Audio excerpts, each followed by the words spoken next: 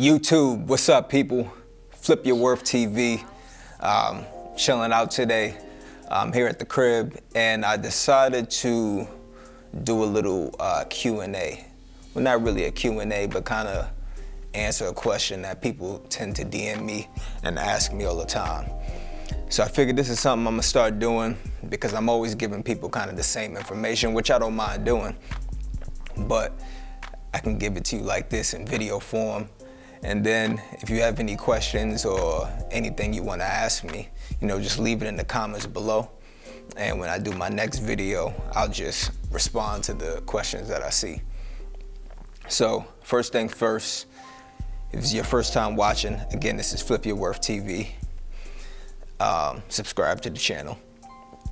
A lot of people ask me about getting into real estate, and everybody watches these TV shows, and I guess the first thing that they see is like all the flipping shows, so they just assume obviously it's going to be an easy thing to do. It's lucrative, you'll make all this money, and it's a quick process. Well, there's different sectors to real estate. So flipping is good. It can be lucrative. It's not like the 30-minute TV show. It can be a long process depending on the property.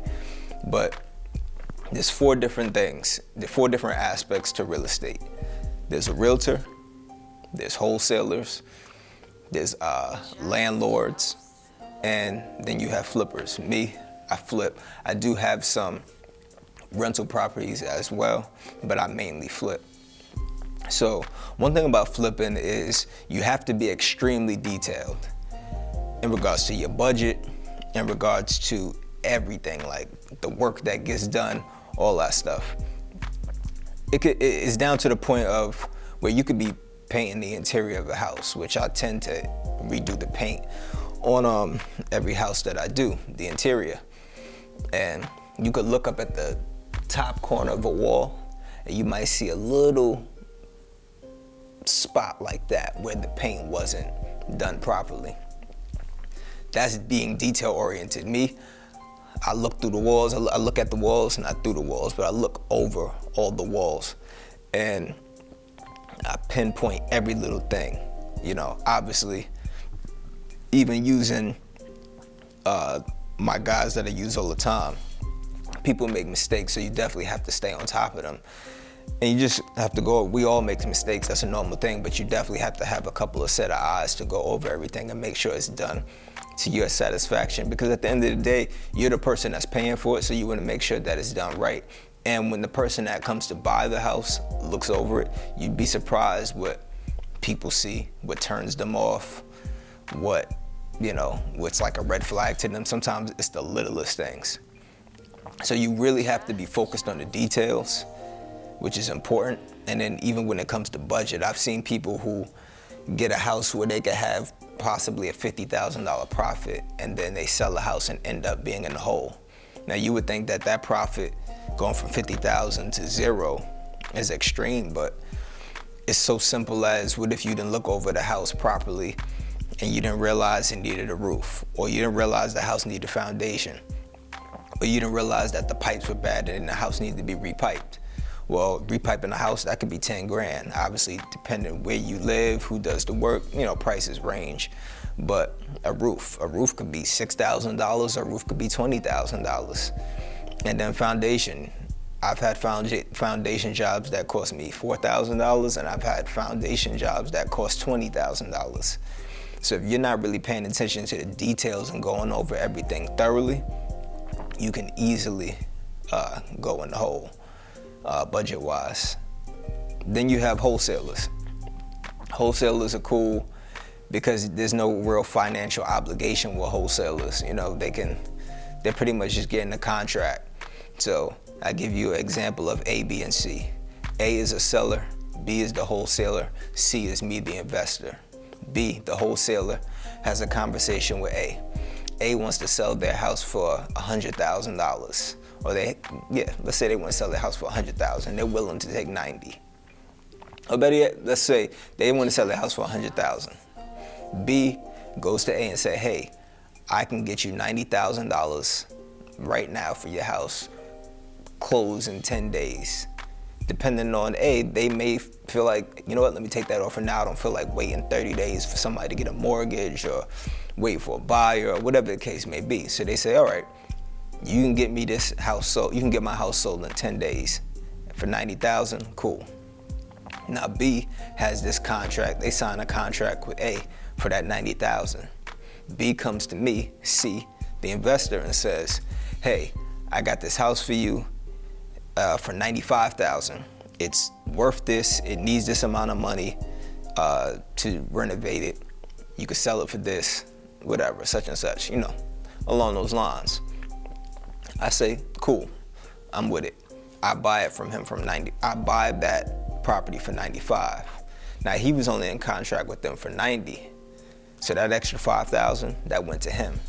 And he didn't have the responsibilities that I have of having carrying costs when I own that house, or the seller who owns that house has carrying costs before he sells it off. The wholesaler doesn't have those financial obligations, and they really just make their money off the deal. Then you have realtors. You know, realtors are cool.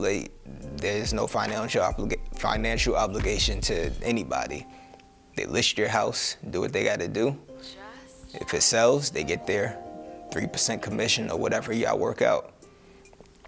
If they help you buy a house, well, they get their 3% commission or whatever you work out. They just do their job for that particular project, get their money, keep it moving. Sometimes a realtor can represent both sides, the seller and the buyer, and they'll get a double commission. So that's another sector. And then being a landlord. You know, some people like that, some people don't. The difference between flipping and being a owner or landlord is that flipping, sometimes you could buy a property, it could take 3-4 months before you even see your return. Sometimes longer, sometimes shorter, depending on the property.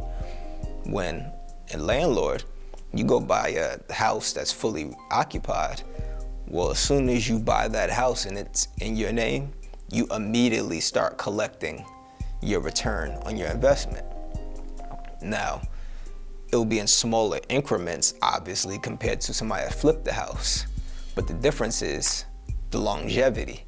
So the person that has tenants, that money just keeps going. As long as they keep tenants in it, that money keeps going, it keeps coming, it keeps coming in, it keeps coming in, it keeps coming in. But the flipper, once you get that money from that property, that's it. There's no more money coming. So you have to take that money and now reinvest it into another one. And some people don't like all the details that come with flipping, as I talked about before. So renting, even though it can be a headache also dealing with tenants, it's a little less stress, again, depending on your tenants. So at the end of the day, you really have to just figure out which sector works best for you. Like, which part of real estate will fit me best for what I want to do and for my capabilities. Only you know that, and only you can be real with yourself, or at least have some good people around you that can be real with you and tell you the truth about yourself. Because you might be thinking you're a flipper, but you might be better off being a wholesaler. And another thing about being a wholesaler, you don't really have to have money. The other three, minus the other two, being a flipper and a landlord, you gotta have some money. But wholesaler, realtor, you don't really need money, but you can make money. But you gotta put the time and work in it. At the end of the day, all of them, you can't be lazy. Well, being a landlord, you probably could be the laziest, but they all require time and work. So again, know which one works best for you, and that's about it.